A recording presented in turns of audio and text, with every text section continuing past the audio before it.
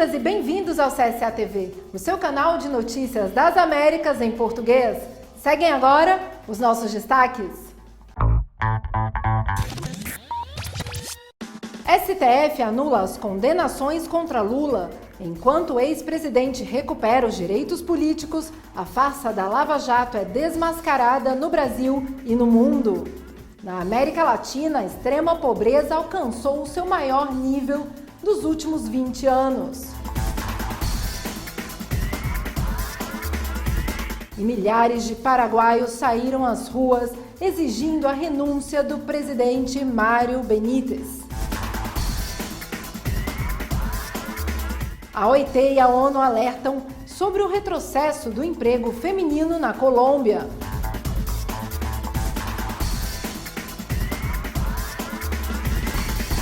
E pela primeira vez, uma mulher dirige o maior centro de investigação científica de saúde da América Latina. Para falar sobre a Conferência Continental de Educação, vamos receber Cícero Pereira, secretário de Políticas Sociais da CSA.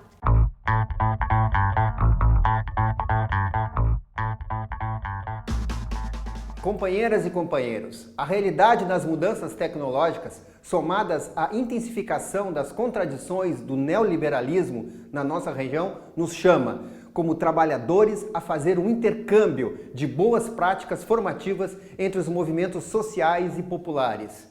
Neste contexto, a Confederação Sindical dos Trabalhadores e Trabalhadoras de Las Américas realizará a Conferência Continental Educação e Formação Sindical ante um novo contexto de um novo modelo de organização sindical. A atividade está marcada para os próximos dias 22 e 23 de março. Para a CSA, a formação sindical deve ter como objetivo o fortalecimento da organização, o exercício da liderança, a inserção plural no mundo do trabalho e disputa política da classe trabalhadora. Por isso, o objetivo da conferência consiste em desenhar uma política integral de formação e educação sindical e profissional, com estratégias claras que acompanhem o processo de transformação do sindicalismo e do mundo do trabalho, para responder às necessidades e das diversidades da classe trabalhadora e aumentar seu poder político na formação de propostas na disputa contra um atual modelo de desenvolvimento econômico, político e social. Nesse sentido, a conferência busca dar continuidade ao processo de desenvolvimento de capacidades para responder aos novos desafios no mundo do trabalho e às novas formas de exploração dos trabalhadores e a dinâmica dos novos grupos como trabalhadores de aplicativo, os teletrabalhadores, o crescente mundo da informalidade em suas diversas condições. A atividade reunirá 300 representantes do continente com a participação de organizações do Movimento Sindical das Américas. Então, nos dias 22 e 23 de março, estaremos juntos e unidos na Conferência Continental para a construção de um sindicalismo cada vez mais participativo e inclusivo. Muito obrigado a todos e a todas que nos acompanham. E na América Latina, a extrema pobreza alcançou o seu maior nível nos últimos 20 anos. Segundo o relatório da CEPAL, no ano passado, a taxa de pobreza na América Latina e no Caribe atingiu os maiores níveis dos últimos 12 anos. Enquanto isso, a taxa de extrema pobreza ficou em 12,5%, o maior registrado em 20 anos. Com esse aumento, o número total de pessoas que vivem na pobreza chegou a 209 milhões. Desse total, 78 milhões estão em extrema pobreza, 8 milhões a mais do que em 2019, de acordo com o relatório Panorama Social da América Latina 2020. O relatório, apresentado pela diretora da CEPAL, Alicia Bárcena, também constatou um agravamento da desigualdade social e das taxas de desemprego em uma região que representa apenas 8,4% da população mundial, mas que tem quase 28% das mortes por Covid-19 no mundo. O desemprego aumentou 2,6 pontos percentuais e chegou a 10,7% no final de 2020, com as maiores perdas entre mulheres, trabalhadores informais, jovens e imigrantes. Em 2019, a taxa de desemprego regional era de 8,1%. E no México, 8 de março foi marcado pela homenagem às mulheres desaparecidas e assassinadas pela violência machista.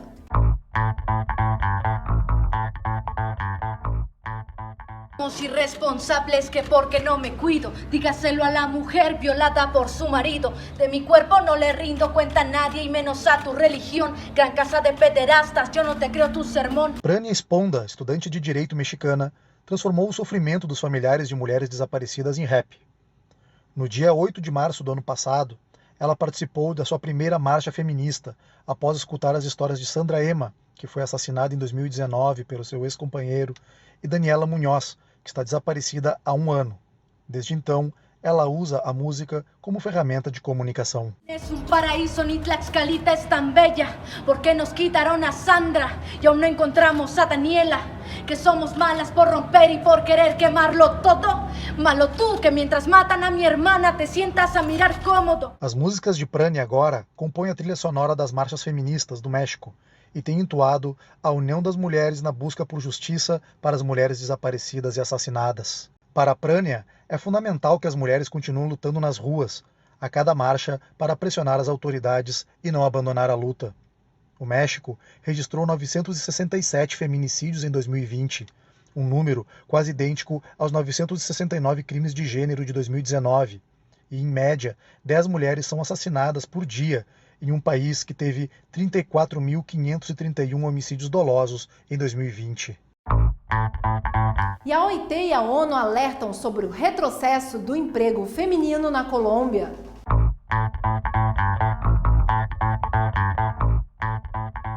Nesta semana, a OIT e a ONU Mulheres apresentaram o relatório O Impacto do Covid-19 sobre as Mulheres Trabalhadoras na Colômbia. O documento aponta que nos primeiros 3 meses de confinamento, o número de empregos de mulheres perdidos no país equivale aos criados nos últimos 11 anos. Na busca de um retorno seguro à normalidade, o processo de vacinação teve início na Colômbia, com a chegada de 500 mil vacinas. As aulas recomeçaram em modo semipresencial, facilitando assim o retorno das mulheres ao mercado de trabalho, como indica o relatório. De acordo com as estatísticas mais recentes, enquanto as mulheres dedicam 26 horas semanais ao trabalho doméstico não remunerado, os homens dedicam 11 horas, 15 horas a menos. O fechamento de estabelecimentos de ensino, creches e outros serviços de cuidado durante o confinamento sobrecarregou ainda mais as responsabilidades das mulheres em casa, levando-as a sacrificar parcial ou totalmente o seu desempenho profissional para se dedicarem ao trabalho de cuidados. E no Equador, as mulheres indígenas exigem respeito aos seus territórios e à Amazônia.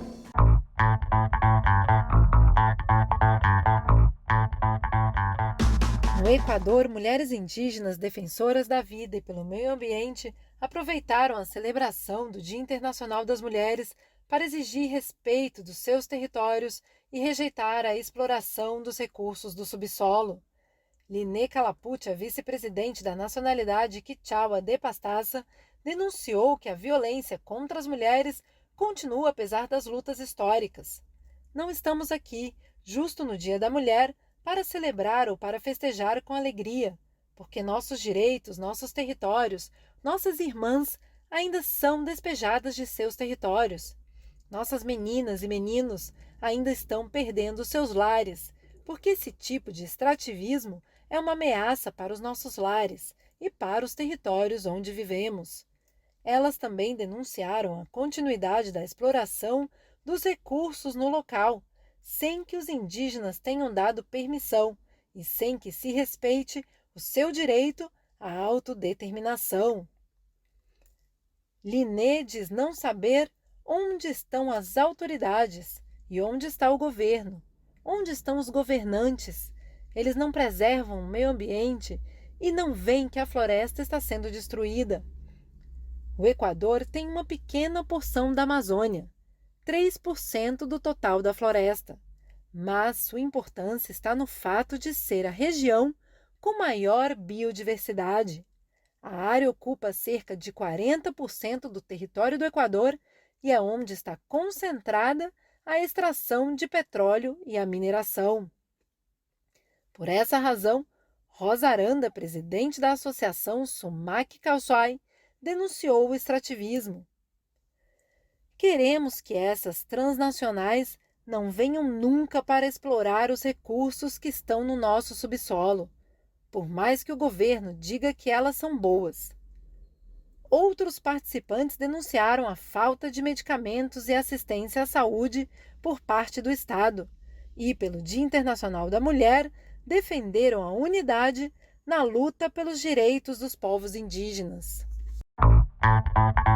E a CEPAL lançou uma publicação sobre afrodescendentes e a matriz da desigualdade social na América Latina. Para falar sobre o assunto, vamos receber Laís Abramo, ex-diretora da OIT e coordenadora da publicação.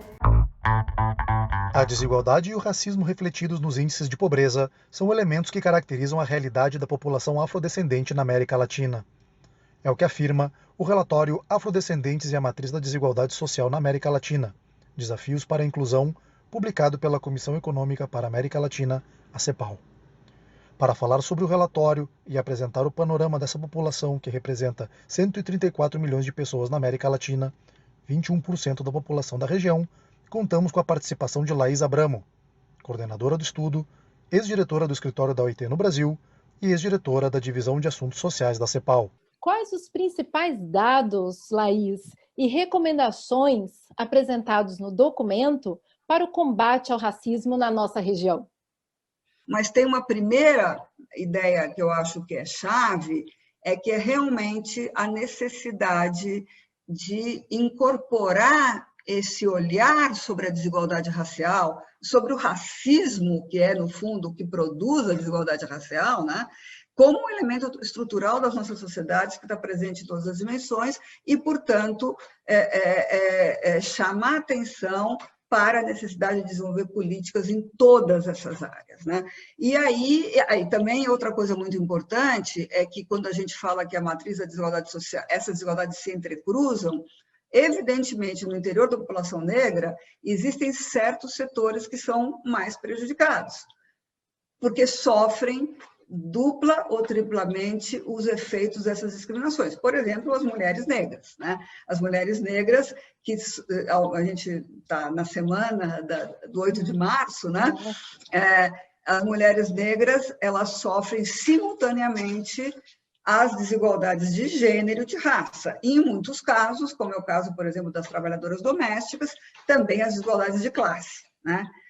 Laís Abramo também é autora do livro O Resgate da Dignidade, Greve Metalúrgica e Subjetividade Operária, e trabalhou como autora e organizadora de inúmeras outras publicações sobre o mundo do trabalho, como a negociação coletiva e a igualdade de gênero na América Latina, Questionando um Mito, Custos Laborais de Homens e Mulheres na América Latina e Trabalho Decente e Equidade de Gênero na América Latina. A entrevista completa com Laís Abramo estará disponível nas redes sociais da CSA. E pela primeira vez, uma mulher dirige o maior centro de investigação da América Latina.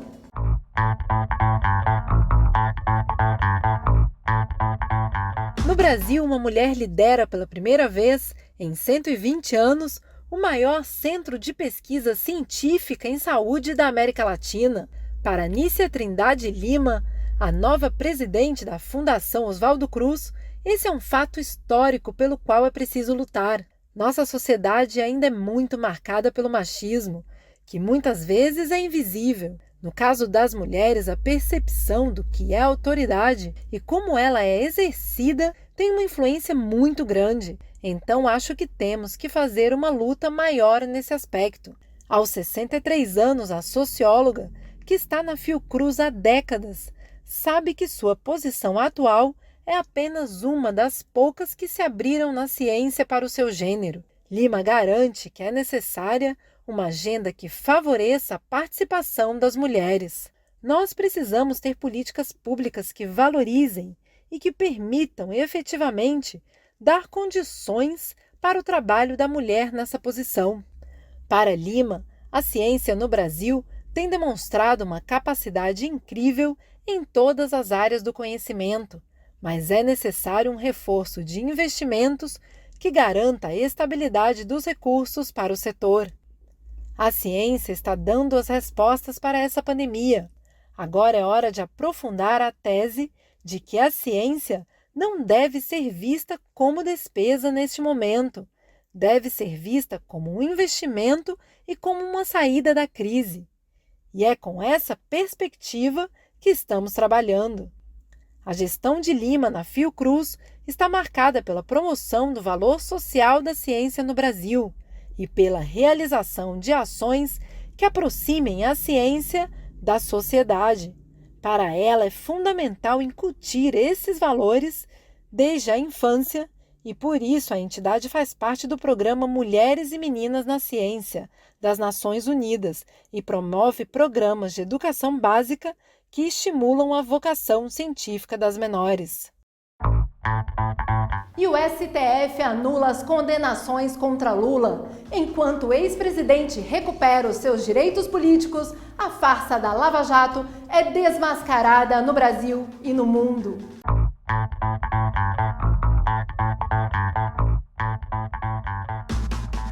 O ministro Edson Fachin anulou na última segunda-feira todas as sentenças proferidas contra o ex-presidente Luiz Inácio Lula da Silva pela Justiça Federal do Paraná, no âmbito da Operação Lava Jato.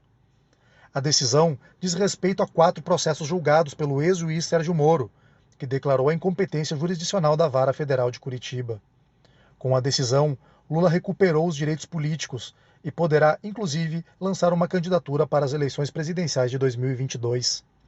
No dia seguinte à decisão do ministro Fachin, teve início, por iniciativa do ministro Gilmar Mendes, da segunda turma do STF, o julgamento do incidente de suspeição de Sérgio Moro, pela conspiração realizada com procuradores da Lava Jato para condenar Lula sem provas. A decisão poderá anular todo o processo, e não somente as decisões, como sentenciou Fachin. O secretário-geral da CSA, Rafael Freire, afirmou em seu Twitter: "Parabenizo a todos que lutam pela democracia plena no Brasil. A notícia da anulação das sentenças do nosso ex-presidente representa o início da reparação jurídica e política de Lula." E milhares de paraguaios saíram às ruas para exigir a renúncia do presidente Mário Benítez.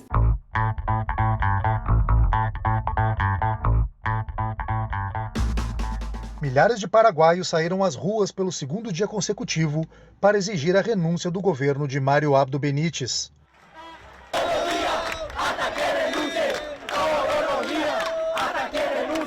Tienen que tener política de Estado que contemple la reactivación económica y productiva del país. O que nós precisamos é ter uma política de Estado que contemple a reativação econômica e produtiva do país, que se fortaleça a geração de emprego decente, que haja maior poder aquisitivo com um salário mais digno, mais justo, e que tenhamos maior acesso à educação, à saúde, que os hospitais tenham a estrutura necessária para enfrentar esta pandemia e que o governo disponha dos insumos necessários para poder ajudar as pessoas que estão sofrendo tanto neste momento. Este permanente apoio de solidariedade que estamos recebendo dos mais diversos países, especialmente do movimento sindical internacional, como da CSA e da CSI, tem sido fundamental para tudo o que nós estamos agora desenvolvendo. A insatisfação com a gestão do presidente durante a pandemia, a corrupção e a falta de remédios e suprimentos médicos nos hospitais desencadearam as manifestações. O protesto ocorreu de forma pacífica e, dessa vez, a presença policial foi menor. Enquanto milhares de pessoas marchavam do Congresso até a sede do Partido Colorado, o presidente anunciava mudanças no seu gabinete para tentar diminuir a crise. Vou nombrar a novas autoridades. O governo irá nomear novas autoridades nas áreas de pacificação, à frente de pastas como saúde, educação, mulheres e gabinete civil. Os paraguaios prometeram permanecer mobilizados até que uma nova eleição seja convocada.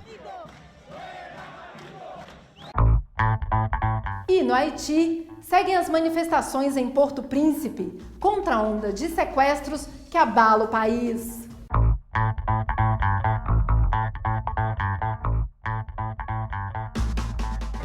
O aumento dos sequestros, da violência e a ditadura que o presidente Jovenel Moïse quer estabelecer no Haiti geraram um grande protesto nas ruas de Porto Príncipe. A manifestação começou em frente ao Hospital Universitário Estadual, onde milhares de pessoas compareceram e foi convocada por profissionais de saúde após os assassinatos de um médico e uma enfermeira nos últimos dias. As medidas anunciadas pelas autoridades seguem sem alterar o quadro de insegurança e sem diminuir o alto número de sequestros em todo o Haiti, especialmente em Porto Príncipe, onde as ruas parecem desertas ao anoitecer.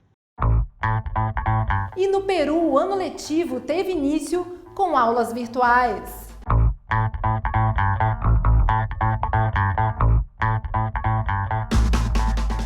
Os peruanos apostam na virtualidade no início do ano letivo, dessa vez com enormes desafios e com um diagnóstico de uma evidente falta de inclusão. Um ano após o início da pandemia, o sistema educacional liberou mais de 240 mil alunos para estudar em casa. Quase 63% dos alunos de Lima estão participando de aulas virtuais. Esse índice cai para 5% nas áreas rurais. Sara Sarei, uma menina de 12 anos, conta as dificuldades que enfrentou. Soy una niña que, estudia desde casa, pero en extrema pobreza. Sou uma menina que estuda em casa, mas em extrema pobreza. Não tenho internet nem Wi-Fi. Não tenho como estudar, na verdade.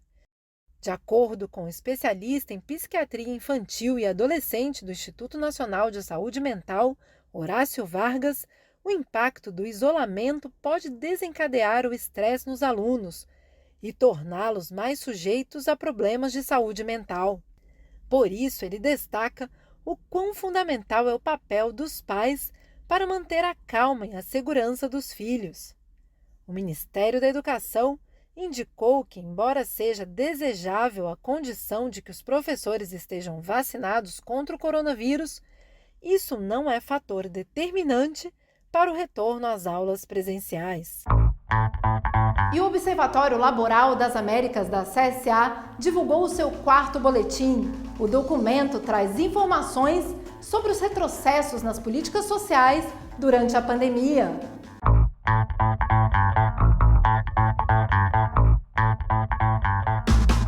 O Boletim 4 do Observatório Laboral da CSA analisa os retrocessos das políticas sociais e os impactos da crise econômica, política e sanitária nos países da região. Além do diagnóstico, o documento oferece as respostas à crise, englobando o papel do movimento sindical para o enfrentamento do impacto socioeconômico da crise. No estudo, são apresentados os principais indicadores sociais relacionados à produção e ao desemprego. No âmbito das políticas regressivas, o boletim da CSA apresenta a situação dos trabalhadores em situação de informalidade, análise sobre a flexibilidade precária e os baixos índices de sindicalização, assim como a cobertura da negociação coletiva e a flexibilização trabalhista imposta pelos governos com o pretexto da emergência sanitária. Por fim, dentro das respostas e propostas, encontram-se medidas essenciais que devem ser implementadas para tentar repor um pouco os graves impactos desta crise sobre a classe trabalhadora. E a Confederação Sindical Internacional e a CSA realizaram um encontro regional sobre os Objetivos do Desenvolvimento Sustentável.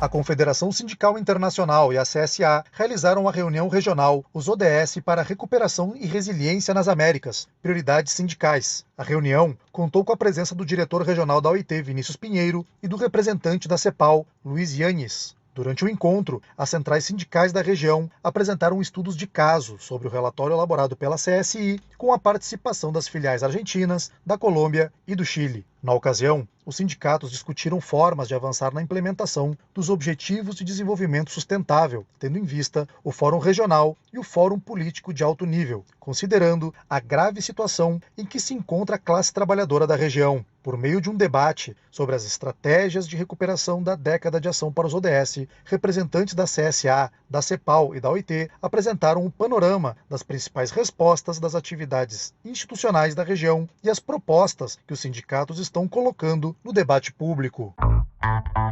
E o presidente da Argentina, Alberto Fernandes, acabou com a política anti-imigração do seu antecessor Maurício Macri.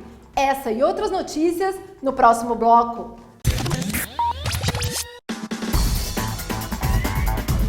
O presidente argentino Alberto Fernandes acabou com a política anti-imigração da gestão do antecessor Maurício Macri.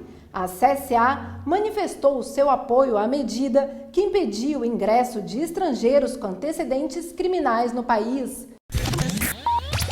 Segundo o relatório de trabalho, o Comitê Permanente da Assembleia Nacional Popular, a China está elaborando uma nova legislação para evitar sanções e intromissões estrangeiras e, assim, enfrentar os desafios e riscos gerados por outros países ao desenvolvimento nacional.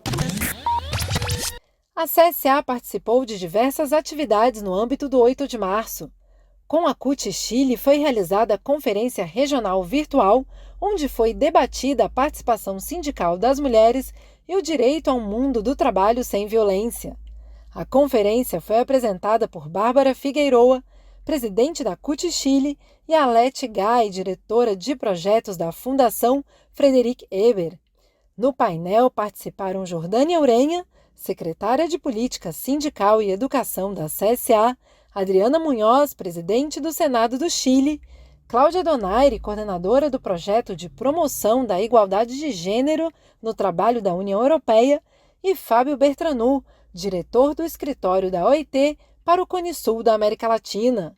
A conferência foi moderada por Júlia Requenha, vice-presidente de Mulheres e Equidade de Gênero da CUT Chile. Jordânia Urenha destacou que 43% das mulheres e 53% dos homens acreditam que os homens são melhores líderes políticos do que as mulheres. Por outro lado, a presidente do Senado do Chile disse que é fundamental abordar a perspectiva de gênero para a construção de diretrizes legislativas. E em Bruxelas, uma exposição fotográfica retrata a violência na América Latina.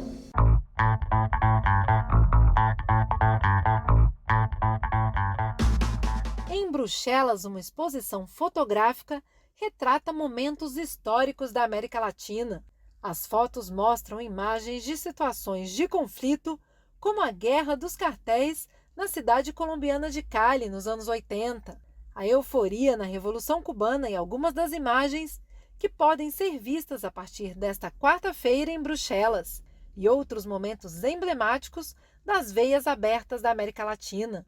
Com o título América Latina Riscada, a exposição reúne fotos de uma dezena de artistas e várias gerações de fotógrafos conhecidos pelo seu ativismo social, tanto de forma explícita quanto metafórica.